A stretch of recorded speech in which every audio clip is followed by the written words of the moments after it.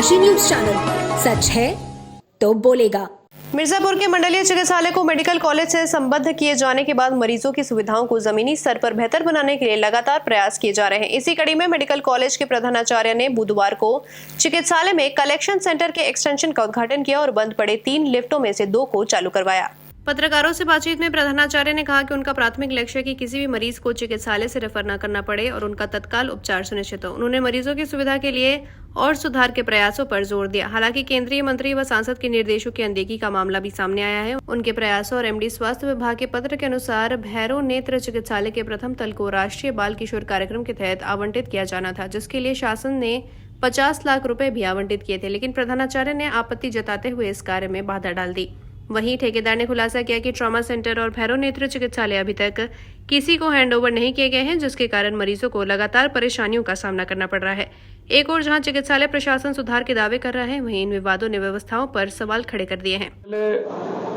आप लोगों को जानकारी होगी, हमारी IPHL लैब जो माननीय केंद्रीय मंत्री ने उसका उद्घाटन किया था, तो आप जब से IPHL लैब का उद्घाटन हुआ है तब से मरीजों का लोड भी हमारे अस्पताल पे बढ़ा है थोड़ा।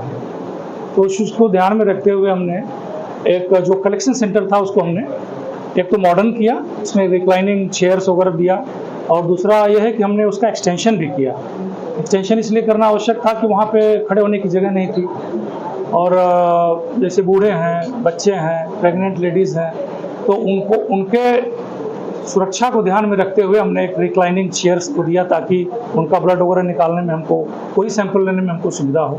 तो पहला काम हमने आज एक्सटेंशन किया, जो कलेक्शन सेंटर था वहाँ पर एक साथ 50 लोग भी एक साथ सैंपल अपना दे सकते हैं, कोई दिक्कत नहीं। दूसरा जो चीज़ आज हमने ऐड किया, वो पुराना हमारा जो लिफ्ट था उसको हमने एक प्रकार से पुनरुद्धार उसका कराया गया, और उसको हम लोगों ने विशेष करके रोगियों के लिए, चूँकि उसकी कैपेसिटी उतनी नहीं है तो हम लोग उस पर लेवल भी करवा देंगे। रोगी के लिए, जो डिसेबल्ड लोग हैं, रोगी लोग हैं, उनके लिए वो 2 लिफ्ट आज हमने चालित करवाया।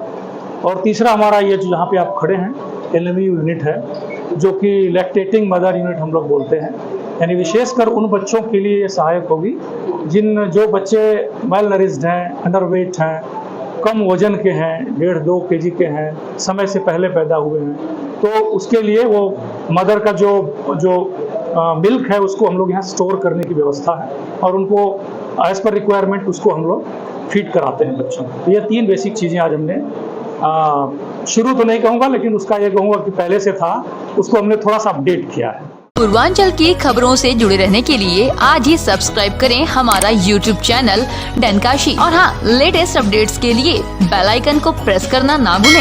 और आपके पास है कोई जानकारी या है कोई सूचना, तो हमारे दिए गए नंबर पर आप हमसे संपर्क कर सकते हैं।